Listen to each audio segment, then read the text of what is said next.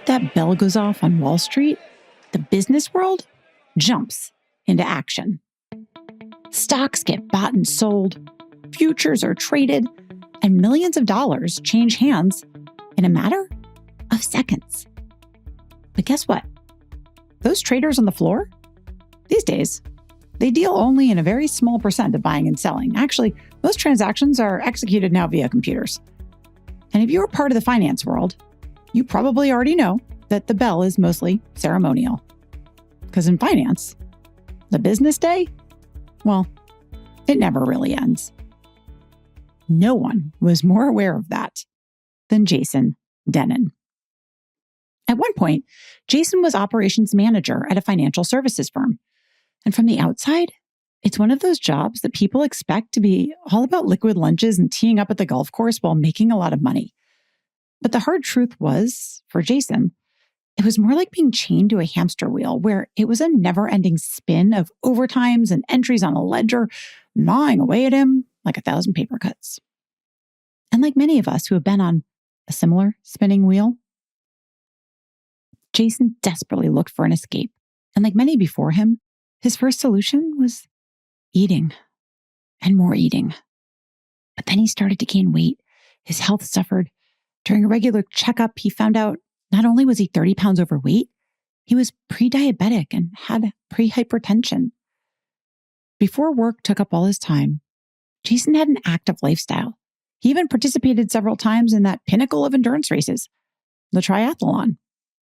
And so, now he decided to try something else. You're never going to guess what. Wait for it.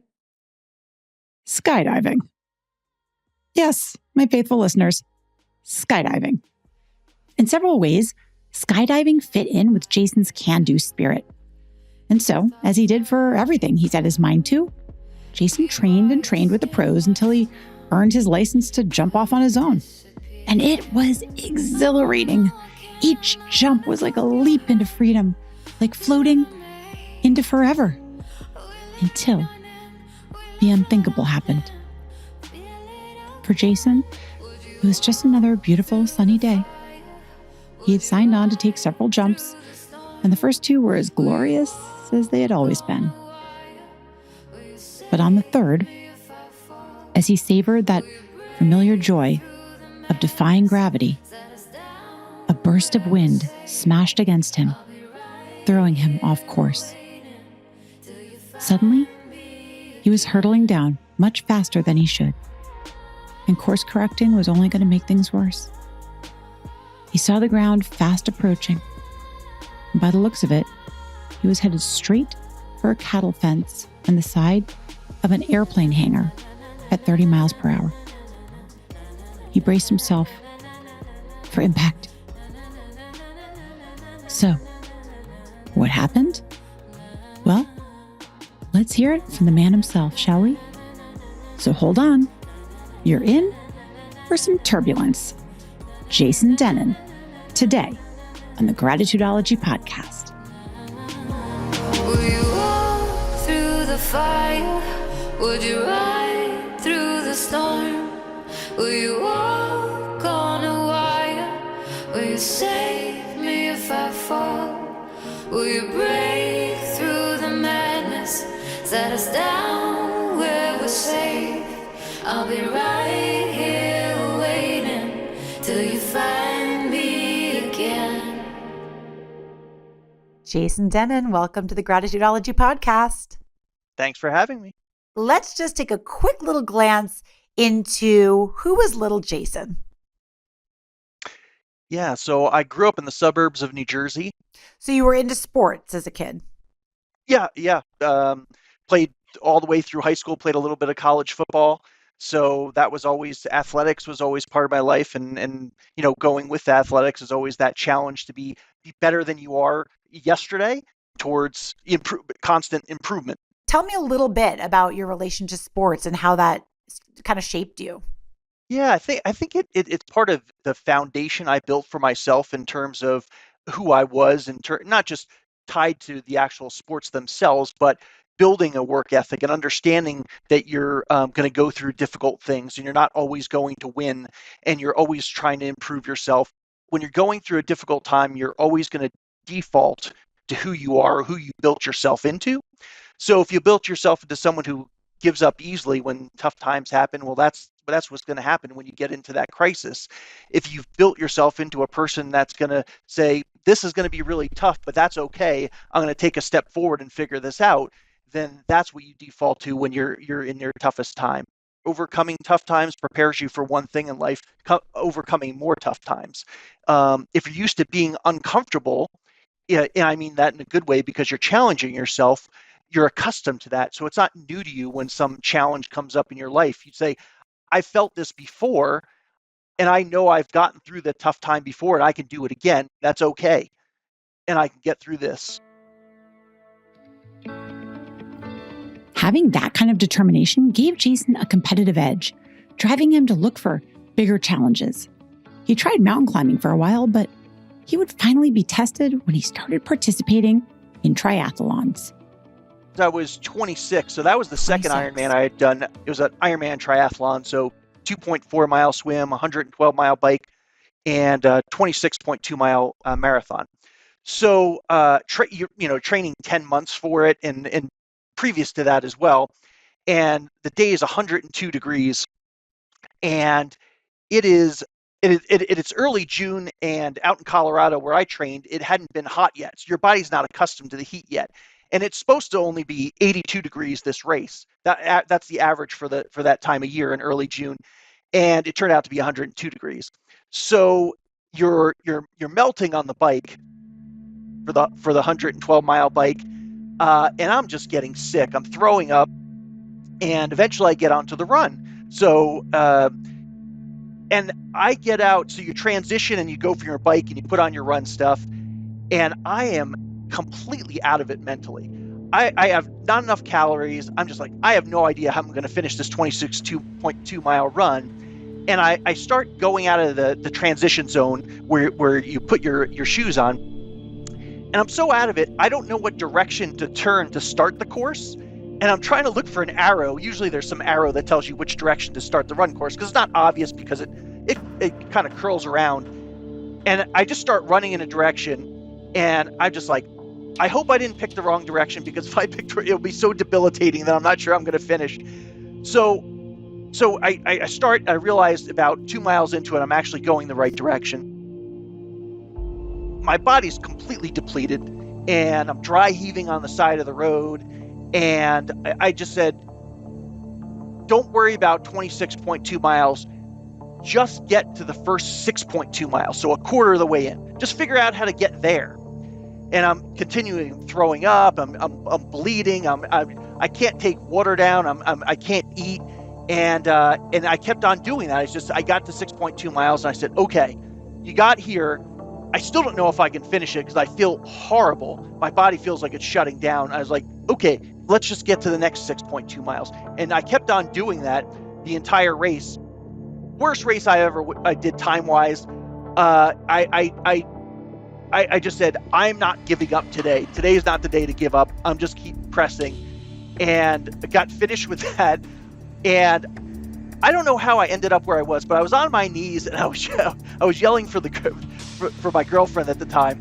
And she shows up out of nowhere. I felt blind. I couldn't see anything. And she gets me back to the hotel, and I slept for the next 48 hours. And I got up for maybe a minute here or there, and my body was just a mess. But I was just like, today's not the day to give up. I'm getting through this no matter what. And it wasn't the first time I went beyond, common sense would tell you, you should stop. You should not put your body through this. This may have permanent, implications to your health. And I was just like, yeah, my mind wasn't in that. Call it going into the void, where your mind just goes into the simplest sense of survival. And it just goes, just put one foot in front of the other, just keep going, and you're going to find a way to finish it if you keep going. And you're breaking up into these really small increments, because your brain would be overwhelmed by going, I can't get to that 26.2 miles, but I can get another step and another step and another step. And that was, that put me to the test for sure. Now, I've actually done a marathon. I'm glad I did it, but I can tell you it's damn hard. Experts say if you're starting from scratch, it would be ideal to train 6 months ahead of a marathon to properly build up your stamina. I can't even begin to imagine what level of training you would have to do for these triathlons. So for Jason, going through that particularly challenging one would set the bar for him in terms of what he felt he could accomplish. But in between his weekend warrior hobbies, Jason did have a day job. So I work in the financial industry, and working hard for years, I finally get a promotion. And you think you're making the right steps, and then you don't realize what this is actually going to turn into. Because I didn't know it was going to turn into 12 to 14 hours a day, and kind of the stress that put me under that.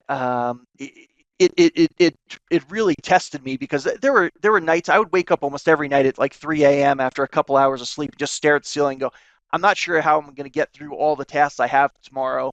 And I felt a great responsibility, because if I said I took this job, someone entrusted me to give me this job, and I better own up to it and do the best job I can and honor that person for making that decision and taking the risk on me to give me that job.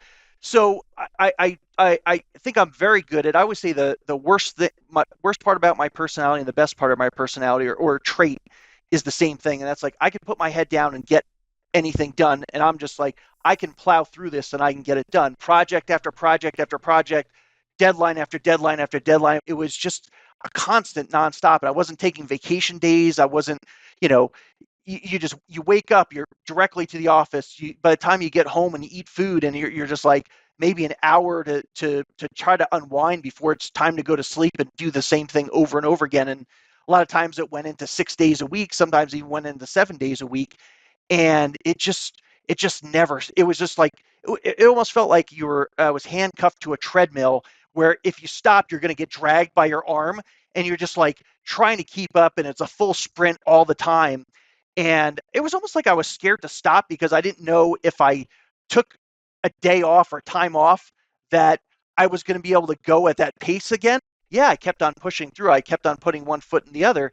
But as far as personally, it destroyed me, because I wasn't spending time with friends and family. And, I had all these volunteer things I wanted to do, and I got to none of it because I was working 12 to 14 hours a day. I was accomplishing something every single day, but I was putting the rest of my life on the sidelines, and I was incredibly unhappy and stressed out. And I probably wasn't very happy to be around, because I didn't even like being around myself, because I just turned into push ahead, get this done. And it destroyed me for a while. And it took something amazing to happen in my life to kind of dig me out of that, and let me look at life in a different way, in a better perspective, that wouldn't have happened unless I went through this amazing journey. I can so relate to that. So at what point did you encounter skydiving as a hobby? Years before I actually started as a hobby, I went once, because I was wondering what it would be like, and so one day I just decided to sign up. It actually happened 2 weeks before that triathlon I described in the 102-degree heat. I was having doubts. Man, I just need something to get out of the office today, and at a spur of the moment, I signed up for the skydive. It was a tandem with an instructor attached to you, so you don't have a ton of responsibility other than just have fun and hang out and see what it's like. And then it was about 10 years later, I was so burnt out. And before that, I was doing those triathlons and endurance activities. And with the new job, I just didn't have enough time to do it. I kept on failing, so I was just so exhausted with the job.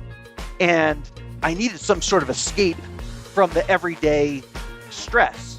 And I passed the airport where the skydiving happened hundreds of times on my bike when I was racing triathlons.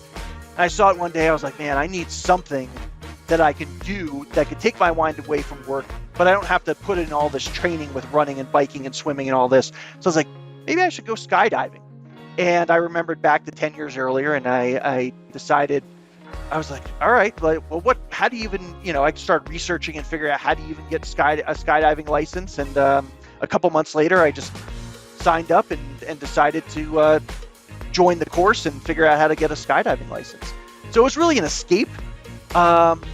But it also, I just needed a hobby to take my mind off of kind of the everyday, because the stress was just eating me alive. And I was like, I need to change something in my life. I think it's fascinating because that's like, there's a lot of hobbies that I would probably consider before skydiving. And I just think it's wild that you went right to skydiving. Was there fear? Oh, tremendous. Yeah. So the odd part is I was looking for something to take my mind away from work. But at first, when you're learning, my palms would start sweating on Thursday if I was jumping on a Saturday and learning on Saturday. I would get so nervous. I was terrified at first. But that's part of the challenge, is to overcome that fear.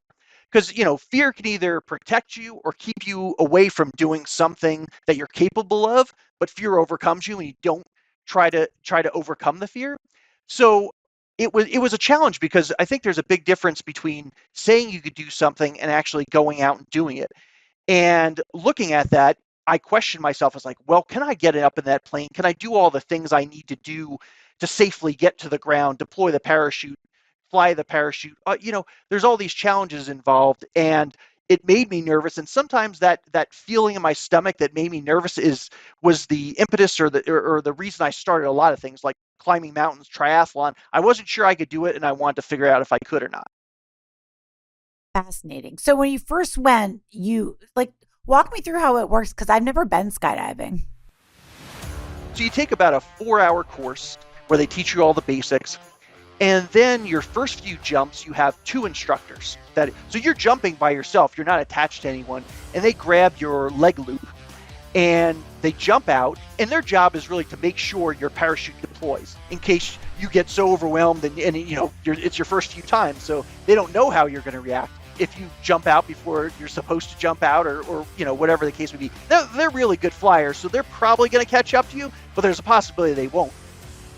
So they kind of jump out with you, hold your leg loop, and you're doing all these things to prove what you need to do in the air to deploy your parachute. So you're practicing touching the place where you pull the parachute out, or your pilot chute out to deploy the parachute, and you're doing that as practice the first few seconds. And then eventually it's time to actually pull the parachute, and they make sure and then they lose you because they can't hang on to you anymore, because your parachute deploys. And then they're on walkie-talkies with you to make sure you're flying in the right direction towards the landing zone, and kind of giving you instructions. Sometimes you can hear them, sometimes you can't. And so that's over. There's 7 basic levels that you're trying to overcome. And after about 4, then it goes to 1 instructor that's flying with you. And then eventually, after they sign off and say, we think you're safe enough after the 7 jumps, or the 7 levels, then you start jumping with a coach for another 12 or so jumps. And then you get your license, I think, at 25 jumps. And then you're able to jump on your own. So how often were you jumping? Once I got the license, pretty much every weekend. It was rare not to jump. So yeah, it definitely becomes, you're not just jumping once and going home. After you once you get used to it, because at first it's really overwhelming. Your adrenaline is spiked every single time, and you're sometimes you're shaking. But after a while, it becomes your normal, and you actually, when you're jumping out of the plane, you become more relaxed, and your heart rate goes down. Now that doesn't happen at first. It takes a while, over 100 jumps for me, to start feeling like that. And then you start not being overwhelmed, and you start being more present and enjoying it a whole lot more with what you're used to. And you're practicing skills at the same time. You're flying with other people. So yeah, as you get going, it's 3-4 jumps a day, sometimes more than that in one day. So you're spending most of your day there with other people flying. For somebody who's never done skydiving, what does it actually feel like? I've always wondered this. What does it feel like when you're standing at that door? What does it feel like when you take that first step out of the plane? My favorite part of skydiving is when you first jump out of the plane, because it is the most freeing feeling that you can have, in my opinion. It's just like, it's just like all the weight off your shoulders. You're out.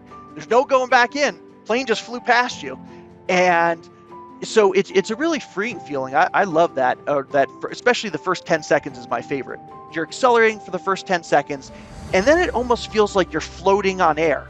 you don't have a sense really of falling, except when you look down and the earth becomes bigger and bigger and bigger as you go through those thousands of feet. So that's your only sense of fall. But otherwise, you just feel like you're floating in the air, and then eventually, you're doing all your safety checks and making sure you're pulling your parachute at the right time, eventually, when the parachute opens, it's kind of a little bit of a jerk, sometimes harder than others. And then that parachute's over your head, and it's kind of a sense of relief when it looks good, because you look up at it and you make sure it's big and square and it's fully deployed, and you're kind of like, all right, we're through this, and let's go through our other safety checks. So you're always monitoring yourself as you're going through the jump. So yeah, but jumping out of the plane at first, it's just the sense of just, wow, freedom. It's incredible. Then came that fateful day. So first 2 jumps went great that day, no problems, no malfunctions, nothing. And so third jump of the day comes on. I get out of the plane, deploy the parachute. Parachute's over my head. It's nice and square. Everything looks great. Still, just like an ordinary jump, nothing out of it, just routine, I would call it. And so I'm coming in for a landing, and I'm about 150 feet off the ground. And a huge gust of wind comes off the mountains and kind of picks me up and throws me. And I had never been thrown that hard before. I've definitely get hit by unexpected wind from behind, but certainly not with that force. So about 150 feet off the ground, I'm getting ready to land on a grass field. Same one I've landed on hundreds of times before. Like I said, routine. And so I get hit by that wind, and I'm shaken up, and I'm kind of, I'm shaken up, and I'm kind of just looking around and trying to figure out what just happened. And you're kind of like, oh, that was the wind, and I speed up. So, in quite a bit from being hit by that wind. So I'm trying to get a sense of exactly where I am on that field. And as I look out, so 150 feet is about 5 seconds before you land, and you're not coming straight down. You're going at a forward speed. And in front of me is the field, but then there's like a cattle fence. It's like a wire fence with 3 strands, and then behind that are a row of airplane hangars. So it's pretty wide, right to left, and they're big metal buildings, like 20 feet high, I guess, 25 feet high or so. I'm not sure if I'm going to land before that fence or not, with that increased speed from the wind. So I know I have about 5 seconds to go. Now, the first thing in my mind is, okay, don't turn. And the reason I say don't turn is, so the way a parachute turns is you have 2 handles, and if you pull the right handle, your parachute dives towards the ground and creates a turn because the outside of your parachute collapses a little bit. So if you're 1,000 feet off the ground and you do a turn and lose 200 feet, well, that's no big deal because you're still 800 feet off the ground. If you do that at 150 feet and you dive 200 feet, not only are you increasing your speed greatly because you're diving towards the ground with gravity, but you're not going to stop and have your parachute recover or fly straight again in that distance, and you're going to hit the ground at an increased level of speed, and obviously the ground's not going to move. So that's one of the number one reasons skydivers die, is they call it low turns. They turn low under their parachute. So the first thing it goes, do not do that. That will lead to probable death. It's like, okay, don't do that. I was like, okay, we have 5 seconds before you're going to land. So you just have to shake it out and relax, and whatever's going to happen is going to happen, because I can't turn. I just have to wait this out. So as I'm descending, you don't know, so you're kind of calculating in your head every second, like, do I think I'm going to land before, or do I don't think I have enough room? And with about 1 second left, I'm getting close to touching down, but I'm carrying way too much speed. And I was like, there's no way I'm stopping before this cattle fence. So I hit that, and right before that, in my mind, I go, life's about to change. I'm not sure how. And I would say later, thank God it did. So I hit this fence, and the strand comes directly tight on my chest and my abdomen, like right away. And it breaks. So it didn't slow me down at all. I just feel it just pound right through it. And then 10 feet behind us, that airplane hangar, and I hit that going probably about 30 miles an hour, and I black out. There's no question that skydiving is considered a high-risk sport, but let's put this into context. According to the most recent studies, 3.2 million skydives occur every year. After the two most recent World Freefall Skydiving Conventions, data gathered from 8,976 skydivers for a total of 117,000 jumps showed that only 2.3% involved a mishap, and more than half resulted in only minor injuries. Still, research from skydiving associations all over the world do show that parachute failure isn't really the problem, and that injuries occur due to incorrect procedures and mid-air collisions, but the leading cause remains at the point of landing, which is exactly what happened to Jason. So when I hit on my left side, and I hit so hard, 10 of my 12 ribs break on the left side, and they impact my heart with such force that my heart breaks out. So your heart sits in something called a pericardial sac. It breaks out of the sac, ends up on the right side of my chest, and is all twisted up. Besides the heart, there were 3 other organs damaged and 20 broken bones. So I didn't find out that until much later, because I blacked out because my body shut down on impact. So I asked 2 different independent people at 2 different times to see if they just made that up and they were pulling my leg, or I really said that. But so I was laying on the ground, body parts were bent in directions they shouldn't be bent in. And luckily the safety crew was, about 50 yards away. So they saw me hit the building. They're on there in seconds, and they start trying to talk to me to figure out, what my condition was. And so the first thing I said was, and I was blacked out, so I had no idea that I said any of this, was, don't call anyone. I'll be okay. Just give me a minute. And what I think that really was just the fight or flight response to something's terribly wrong. It's almost like when you fall down on ice or something like that. And you're like, if I get up right away, everything's okay because my legs work and my back is working. And so I think it was almost like that kind of reaction. If I say I'm okay, or if I get up, which there's no way I was getting up with all the injuries I had, that things were going to be okay. And I think that was my mindset. And I think that was the mindset, or the default from the foundation, going, I've been through hard things. I'll go through it again. I've never quit in the mountains. I've never quit in triathlon. I'm not starting to quit now. But I didn't consciously think that. I was out, but that's my body just instantly took over and started fighting. Unknown to Jason, though, the real fight was still ahead. And it was going to be a long and torturous one. And consider this your official trigger warning. Graphic descriptions ahead of what Jason went through. They called 911. Luckily, the fire chief was luckily like a mile away at the time. So he's on the scene within a couple of minutes. And so they brought me to an initial hospital about 2 miles away just for a self-assessment. And they called in the Flight for Life helicopter right away because they knew it was a small community hospital. I guess they didn't have the facilities or the technology or everything to do the surgery they needed to do. So yeah, they Flight for Life me 50 miles away to a level 1 trauma center that takes care of the worst kind of accident victims. They have 2 helicopters on standby at all times because I've been there since then, and so they take horrible trauma victims to that hospital. And the doctor who did my heart surgery later tells my family that no doctor in that hospital had ever performed a surgery, that heart surgery they performed on me before, because no one ever makes it alive. They said when your heart moves from one side of your chest to the other, it's instant death. Things rip apart. It's like they're like, you're dead on the field. We can't figure out how you made it off the field, how you made it to the helicopter ride, or how you made it through the surgery.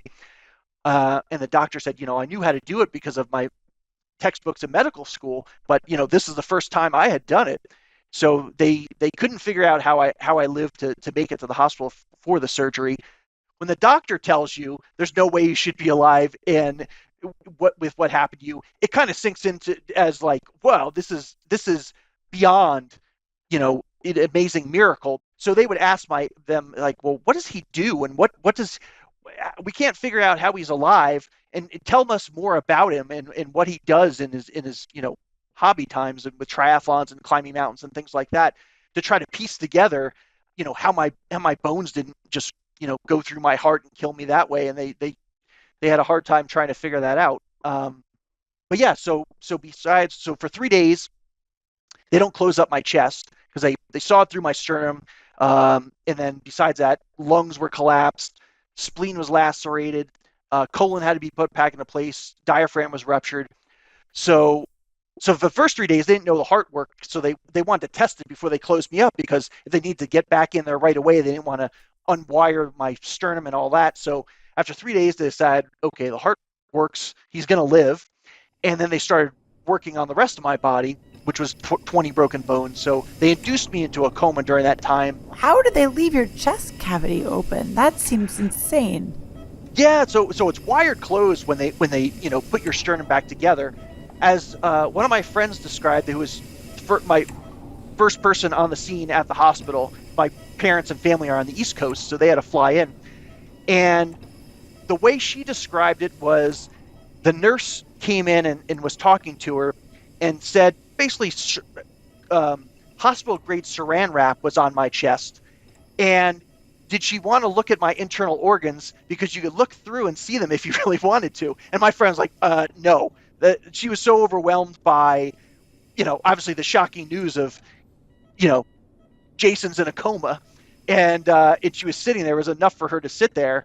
And she described, that's the way she described it to me later on, that it was, maybe they had something holding it together a little bit, but not fully, because they wanted to be able to rush in if they had to do some other heart surgery after that to save my life.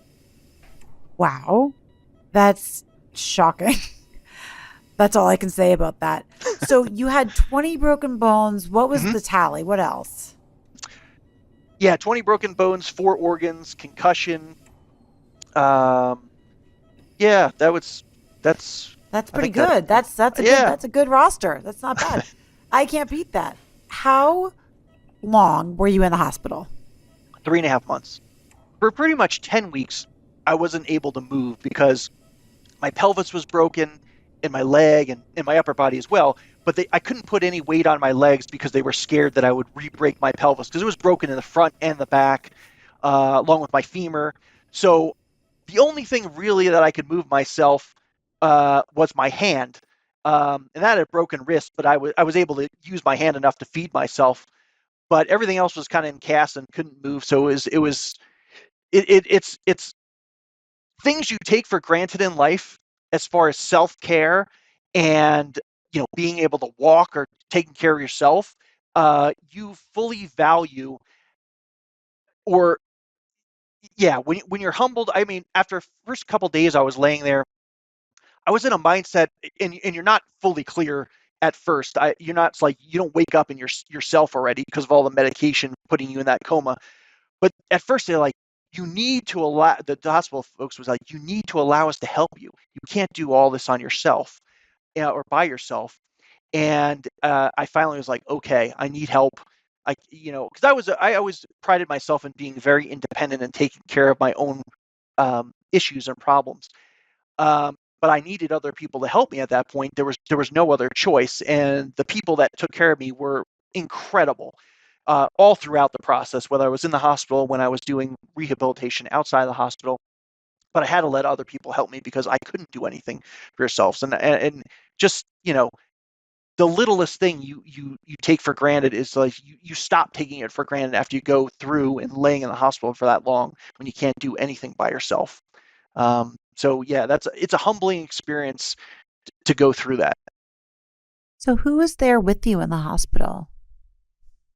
Yeah, so my parents, luckily they were retired, so they lived on the East Coast, and they flew out as soon as they got the call from the hospital that, I might not live.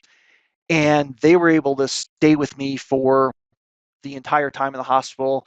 And I always said to my mom after it was over, I was like, one of the silver linings of this is that I got to spend, this entire time with you and Dad, every day. Now, it wasn't the most pleasant time. I mean, for them or me, but I was like, you know how many times it would have took me to fly back to the East Coast to visit you guys, to accumulate whatever it was, 105 days of spending time together.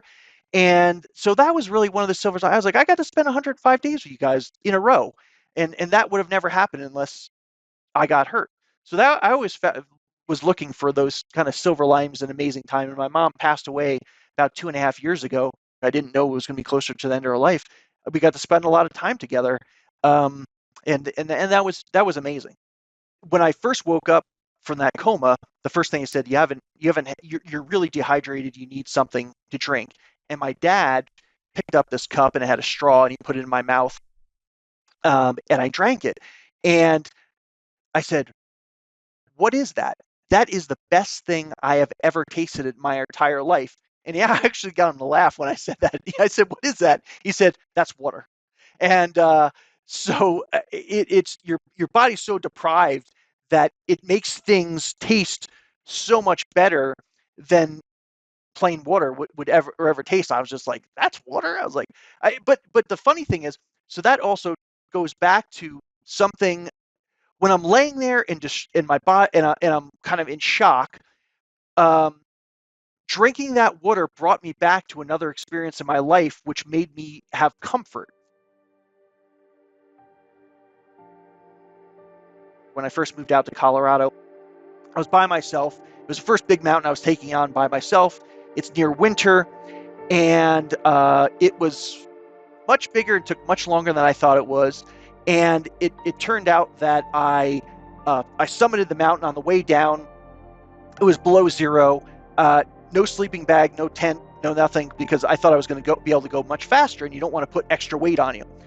So I wound up staying the night nowhere near the bottom, and I basically just hid behind a rock and would have to move my hands and my feet every few seconds, or they would go numb. And you're laying behind that rock and going, I'm not sure I could survive or not. I've read about people that have survived this or not, so why can't I? So I kept on going throughout the night, and it was after Thanksgiving, so there was 12 hours of darkness. It was freezing. So I get out of that situation, get down, and when I got down, I was, had food in like 20 some hours. And the first thing I was just like, whatever's opening, I'm getting. And it happened to be McDonald's. And McDonald's tasted like the best meal I had ever eaten. So when I'm laying there going back to the hospital, and I taste that water, it brings me back to surviving on the mountain that one time. And when I'm surviving on the mountain, I go, oh, this feels familiar. I've gotten through that crazy situation, and this must be the taste of deprivation. And I go, okay, this is foreign to me that I'm going through this, but it's familiar, and I think I can get through this. So this is what gratitude is. It is the awareness of the good, rather than just seeing the bad. It's the recognition of, oh my God, I'm so grateful for this part, for that little droplet of water, right? Like, it sometimes takes going through the fire to be able to see life like that. So I love the outdoors. The colors are brighter now, and the sun, the sunrise, the rising of the moon, and you just appreciate it so much more. Where maybe before I would walk at a faster pace or not notice it as much. Now there I'll stop and look around and go, this is amazing, and appreciate it. Before, if I was stressed, I'd go for a run and you get an endorphin high, or jump out of a plane a couple times, and not you could escape things. And all those escape mechanisms were taken away. And I had to lay there and say, okay, you weren't happy before this accident. You got saved for some sort of reason.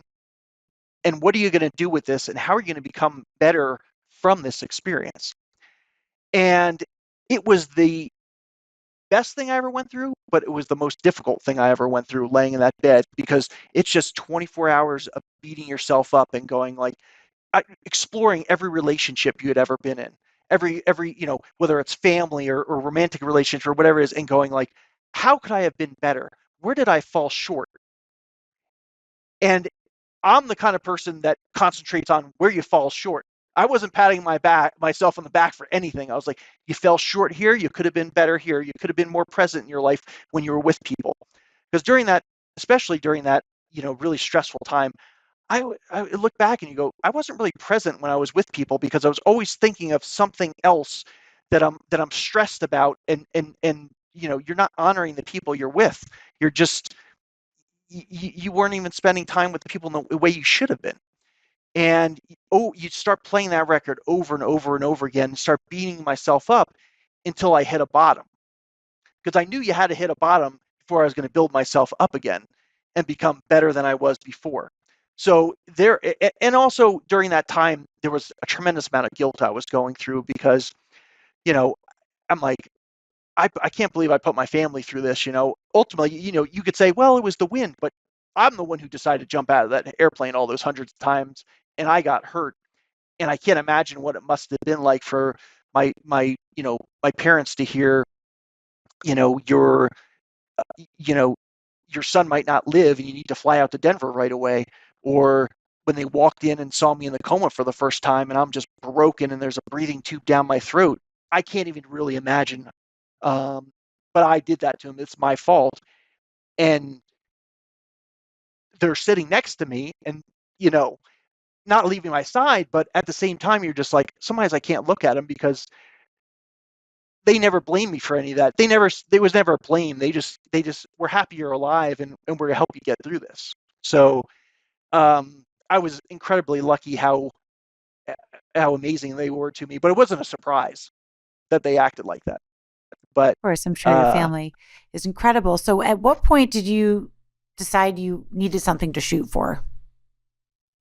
within a week of waking up from the coma, um, I knew how my brain worked, and my brain works as like goal oriented. You need to shoot for something because just to like rehabilitate my body for the sake of rehabilitating my body. Would I do it anyway? Of course, because I want my body to work again. But my mind works better when it says, okay, here's an ultimate goal, rehabilitation, even outside the hospital. But there's no real way to quantify that. How are you feeling? It's like, well, maybe you're grumpy in the morning, you say you don't feel well, and at 3 o'clock you feel better. But I wanted a measurable way to do it because that's how my mind works. So about a week after waking up from the coma, I'm laying alone at night in the dark, and I go, well, what are you going to do? And I said, I'm going to race in a triathlon again. And initially I said, well, I think that's going to take 2 years. This is what I'm going to do, and I'm going to keep it to myself until it's time to tell somebody else that I'm going to do it. So, yeah, I said, I'm going to do that. Now that was so far off, and what I was going through at that time was so big and overwhelming.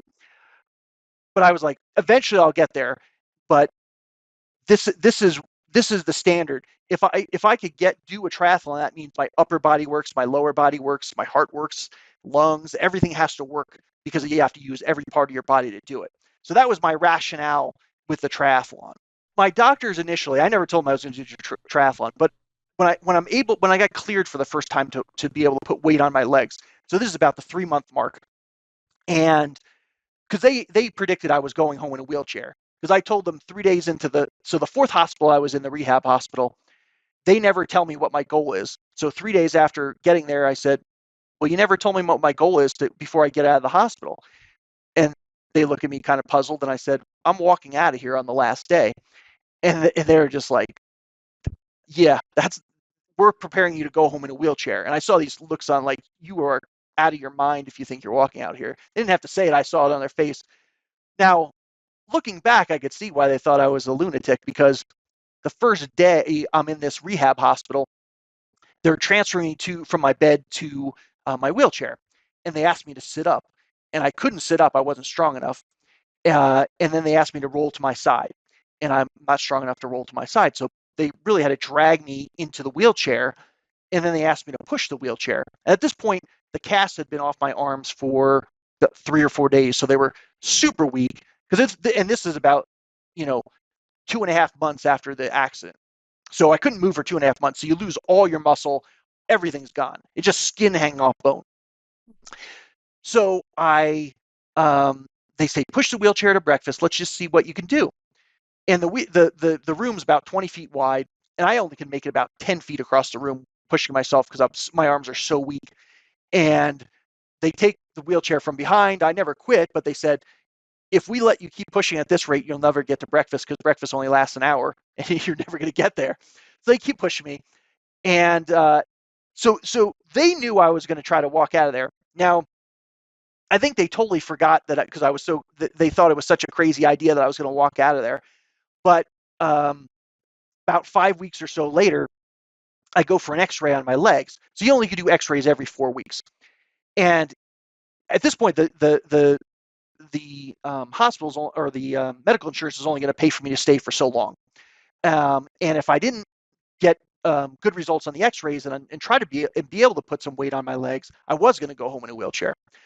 So I get the x-rays and the doctor's like, well, you're not fully healed, but you're healed enough. We'll let you put some weight on your legs because it'll help you to heal those bones.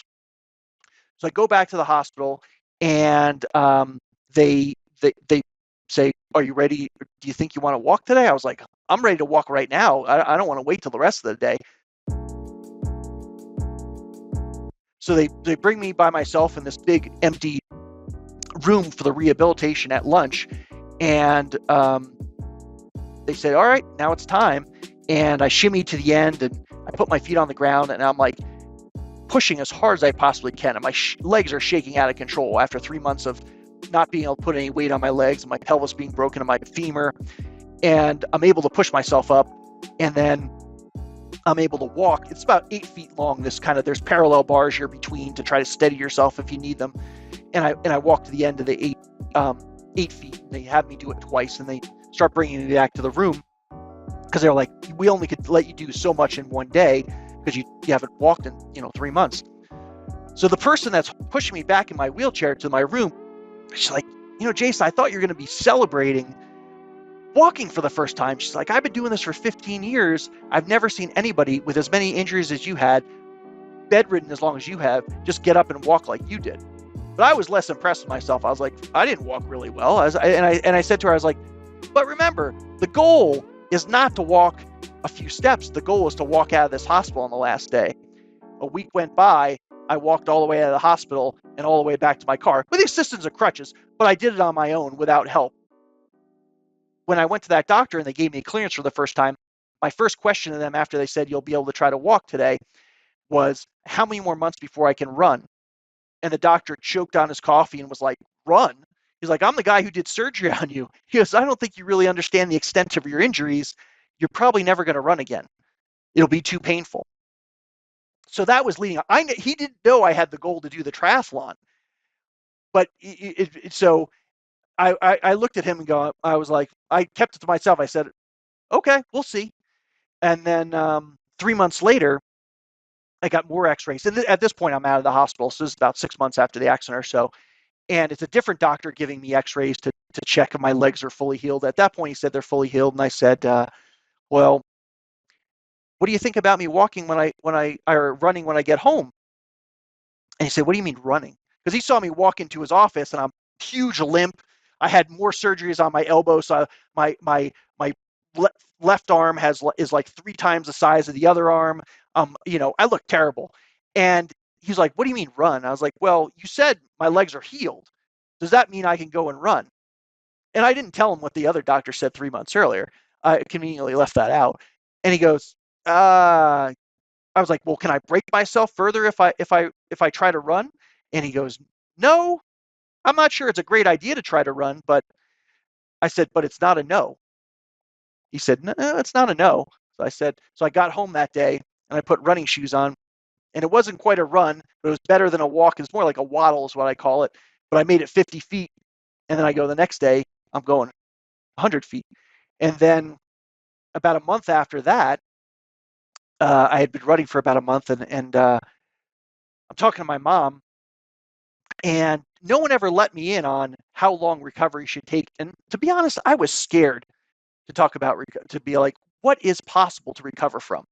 Because you never want to hear like, that's not going to be possible. And she finally tells me that day, because I tell her, Mom, I ran for the first time, because she's always so scared. I when I would do something new in rehab, she thought I was going to hurt myself. I said, Mom, don't worry, I've been running for a month. So I haven't hurt myself yet. And she said, well, you know why I'm so concerned about you?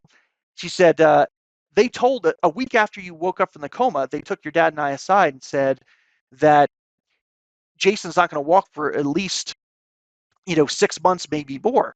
I walked in 3. And they said, he's not going to do anything useful outside of the house or go back to work for at least a year, maybe longer. I started doing things useful outside of the house as soon as I got home from the hospital 3.5 months later.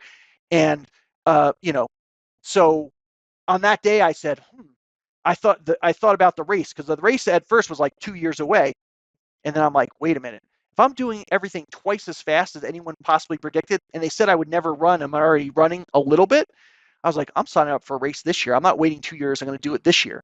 So I went home, remembered a race I had done probably 6 or 7 years prior, because I hadn't been racing in the last 6 or 7 years prior to the accident. And I signed up for the race, and there was 3 months to train. I had no idea if it was possible or not, but I was like, there's only one way to find out.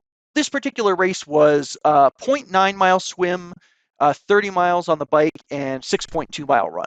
So, it's like medium distance, I guess. That's a very far distance for most people. Certainly people with 20 broken bones, that seems completely impossible. So, let me try to I'm trying to think about what these conversations. Well, I guess, did you let doctors in on the fact that once you went home, were you still having conversations with doctors, and were you keeping this a secret? Well, it started off slow because there was certainly doubt, but that's what fueled me. Like that feeling in your stomach, do I think I can do this? I don't know. And I was just like, okay, you've started from nothing and built up a little bit. How do we get to that day? So I'm breaking down every single day of what I need to do in order to get to that day. I'm mapped out day by day of what I'm doing for 3 months. And I go, so I justify it in my mind going, if I could follow this plan, who knows if I could follow that plan physically, because I didn't know what I could do or what I couldn't do physically. I was like, but if I meet these little markers along the way, I think I could finish this race. I didn't want anyone to know I'm injured at the race. Like, the time limit's the time limit. It didn't matter if I'm healthy or unhealthy. They give you a time limit. If you don't finish in this time limit, they're kicking you off the course. I knew it. So when I'm looking at it, I'm going, okay, I need to go this many miles an hour on the bike to make that cutoff. I need to go this fast on the swim. I need to go this fast on the run. And it's a cumulative effect also, right? Because it's like you can independently do those things maybe in that amount of time, but you have to do all 3 in that amount of time. So I'm breaking it down in my mind and going, okay, I found the plan that's going to get me to that day, is going to allow me to do it. Now, before I decided to do the race, it was the first, so I had elbow surgery where they had to re-break my elbow because it was stuck in place. So I have no movement in my elbow. They have to break it again, so I'm going to have movement in my elbow. So just a week before I decide to race is the first time they're allowing me to get my arm wet since the surgery. So I have no idea if my elbow could hold up to swimming or not. My God. And I hadn't ridden my bike yet either. So you look at these, you're like, these are some crazy decisions. But to me, I justified and said, I can do this. I didn't ask for permission to doctors. Go, is this a good idea? I don't want to hear your ideas. I already heard you can't run, right? I already heard this is a bad idea to run. I'm like, yeah, you told me I wouldn't be able to ever do this again. If I listened to you, I'd be right, not be able to do this again. I'm not listening to trying to hold me back. Don't get me wrong. They're amazing doctors. They did amazing surgery, but they didn't know the mindset of the patient. They didn't spend enough time with me. Now, my therapist, my physical therapist, she did my elbow and my upper body. So she knew me really well because we spent 8 months together in the outpatient. And so she knew I was going to race. Eventually I told her, and she's like, okay. She didn't ever say, don't do it. She just said, you're going to do this. So I brought my bike in one day. She goes, let's fit you on the bike. Let's see how you're looking on the bike. And so she was the whole way. She was like, okay. She never said, don't do it. And so she was a huge point of encouragement. I mean, she was amazing. At first was all about me, right? Can my body work again? But it became way more about other people. See, it wasn't about me anymore. It was about all the people that helped me. And I want to show them what all the work they put into me and all the care they put into me, what the result of that is. And it wouldn't have been possible without all their help. Because when I went in and visited all those people afterwards, because I made it a point as part of the journey is to go back to the ICU, go back to my therapist, go back to my doctors, and say, I wouldn't be here today unless you were willing to put all this effort into me. Because when you're in the hospital, and the one thing I found out, and people would always ask me about my accident when I was still in the hospital. And I realized the power of the story, because I would get finished with telling them what I was going through and the doubts I had. And then they would start talking about difficulties they were going through in their own lives. Children, tough times with children, with spouses, and things they would see in the hospital every day, because not everybody makes it out of the hospital alive. And they're putting all this effort into it. And you could see the burden on their shoulders going, this is really hard. And they would share that with me. And I was just like, they would have never shared that with me unless I shared my story when they asked me about it. And it was part of my responsibility to go back to those people and say, keep going with what you do, because look what's possible, because I wouldn't be here unless you put all that effort into me. And the how thankful I was to all the efforts they gave to me. There was therapists, I heard all these stories. One of the therapists, when I was in the hospital, they go, I didn't really know how to treat you because you had so many injuries.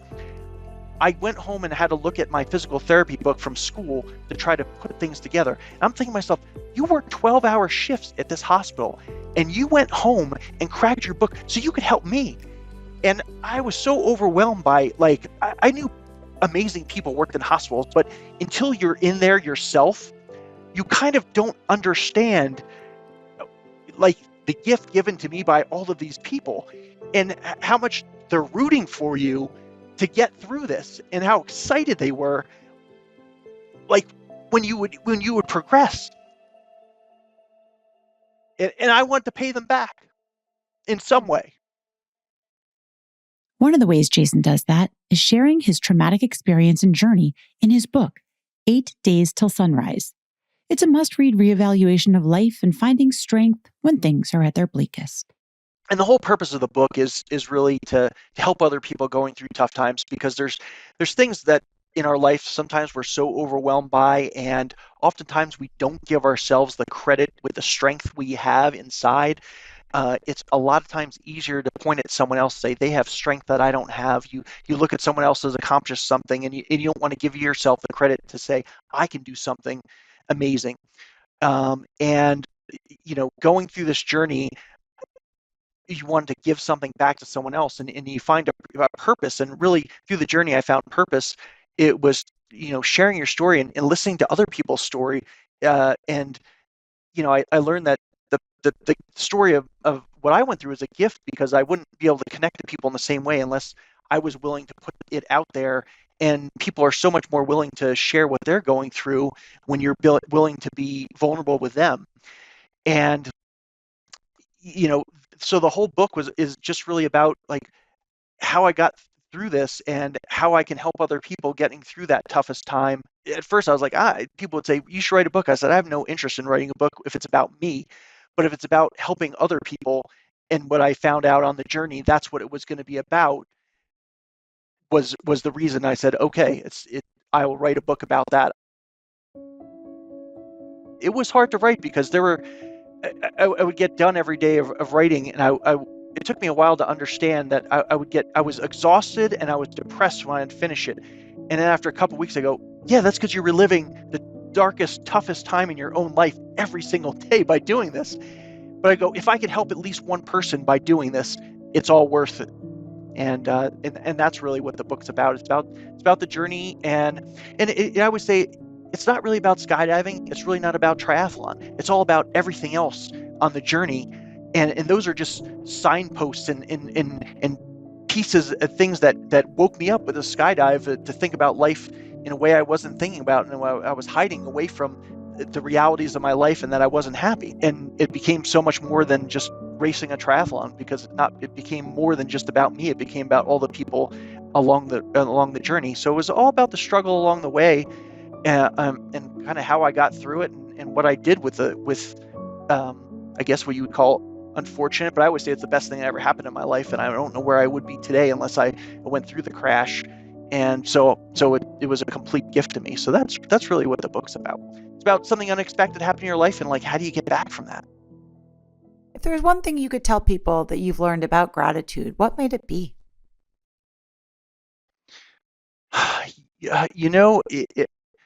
There are people that will come into your life that you didn't realize were going to be so important at your time. There are people that I was casual friends with, where when I needed something, without ever asking, they show up at the hospital, and they come on bunches of times. What do you need? How can I help you? At the skydiving company, I had no idea they were doing this. Within 2 weeks, they have a fundraiser for me and raise all this money, and they show up with a check in my hospital room.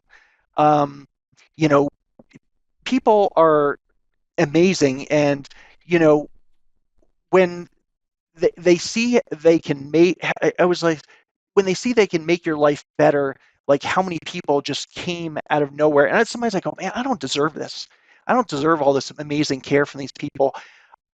I got hurt, and why do I deserve this? And for the rest of your life, you go, I need to find a way to repay this. And the best way I find to repay it is, like, I could say is thank you as much as I want to those people, and give them a hug and thank them for it. But it's really to take what they gave me and pass it on to somebody else and help someone else going through their toughest time. And that's, to me, the best way I could find to repay the amazing things that people did for me when I needed somebody. Yep, 8 days of comas about the sky, and it was the last sunrise I saw was the day of the accident, when I was out running trails before I went to the airport, and the first sunrise I saw was when my eyes opened from the coma, and the sun was coming through my window, because the coma was a super dark place the entire time, and darkness preys on your mind. Whether it's from Navy SEAL training. I've never been a Navy SEAL, but they say the hardest part of the day is right before sunrise, because you've been dark the longest. I can also say that from climbing mountains, when you start at midnight and you're in in darkness for 5 or 6 hours. The greatest doubts you have is when it's dark. Can I do this? And then when the sun comes up, it rejuvenates you in an amazing way. But the whole time in that coma was dark, and it was horrible nightmares that were trying to get me to quit and give up and let go and not deal with the pain, and not try to get out through the other side. And that was the 8 days of the coma. Well, Jason, we're so glad you did get to the other side, and I'm so grateful for you sharing your story with us today.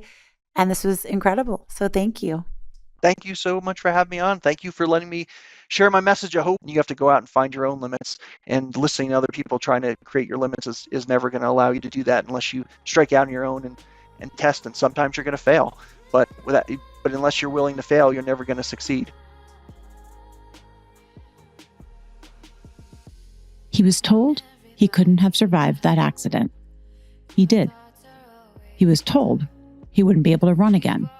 He raced in another triathlon. Jason's story is about more than survival. Ultimately, it's about inspiration and gratitude. You can read all about it in his book, 8 Days Till Sunrise, available on Amazon or at your favorite booksellers. And of course, you can follow him on Instagram at JWD Boulder. That's all for today. Remember, if you like what you heard, if it impacted you in any way, and if you think it's a message other people in your life might like to hear, I'd be so grateful if you'd give me 5 stars, leave a quick little comment. Those things really help. And share this podcast with your friends, either on social media or just word of mouth. I'm on a mission for us all to help each other focus on expanding our attention towards what's good in the world, rather than focusing on what's bad, one person at a time. If we all did that, even to our own little sphere of influence, the world has the potential to be a much more radically awesome place. Stick with me, friends. I've got your back. We're in this together, and it's a great day to see the greatness in the day. See you next time. The Gratitudeology podcast is written, executive produced, and hosted by me, Jamie Hess. Sound design and studio production by Gotham Production Studios. Our theme song is Maze by Hills, sung by Nadia Ali. And don't forget to follow us on Instagram at Gratitudeology. Set us down where we're safe. I'll be right